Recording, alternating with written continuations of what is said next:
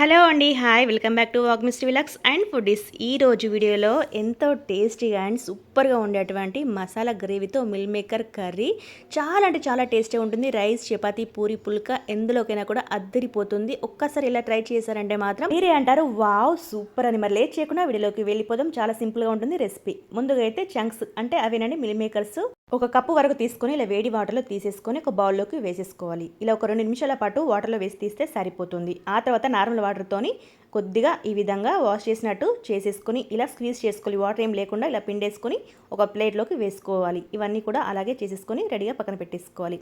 ఇప్పుడు స్టవ్ మీద ప్యాన్ పెట్టేసుకొని ఇలా ప్యాన్లో 2 టేబుల్ స్పూన్ల వరకు ఆయిల్ వేసుకోవాలి. ఈ ఆయిల్లో ఆయిల్ వేడైపోయిన తర్వాత ఈ చంక్స్ వేసుకొని ఒక 2 నిమిషాల పాటు ఫ్రై చేసుకోవాలి. ఇలా చేయడం ద్వారా కర్రీ అనేది టేస్ట్ మరింత బాగుంటుందన్నమాట.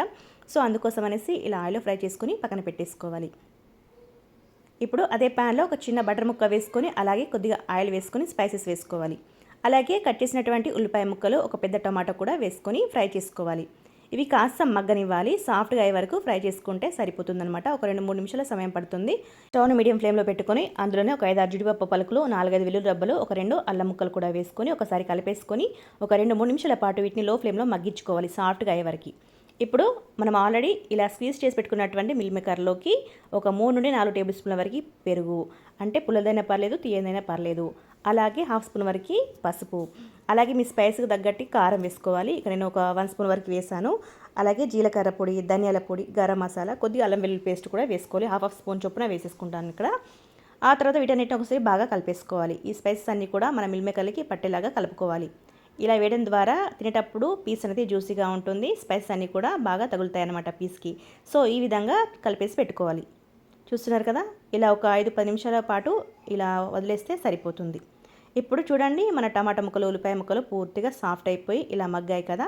ఒకసారి కలిపేసుకొని స్టవ్ ఆఫ్ చేసుకొని కాస్త చల్లారనివ్వాలి.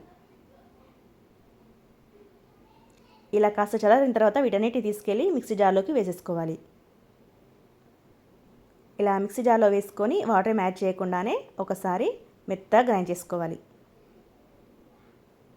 ఇలా చూడండి స్మూత్గా ఈ విధంగా గ్రైండ్ చేసుకొని పక్కన పెట్టుకోవాలి రెడీగా. ఇలా చేసి పెట్టుకుంటే ఇంకా కర్రీ చేయడానికి ఎక్కువ ప్రాసెస్ కూడా పట్టదన్నమాట. సో అన్నీ ఒకేసారి ఫ్రై చేసుకొని ఇలా చేసి రెడీ పెట్టుకోవాలి.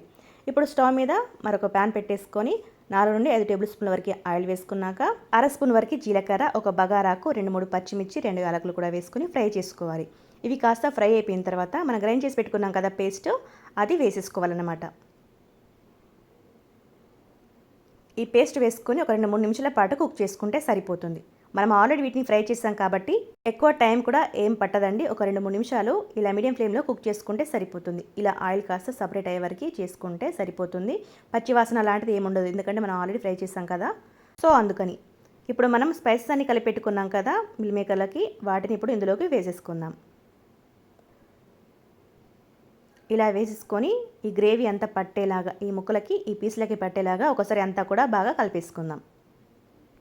ఒక 2 నిమిషాల పాటు ఇలా కలిపేసుకుంటే ఈ గ్రేవీ అంతా పీసెస్కి చక్కగా పడుతుందన్నమాట.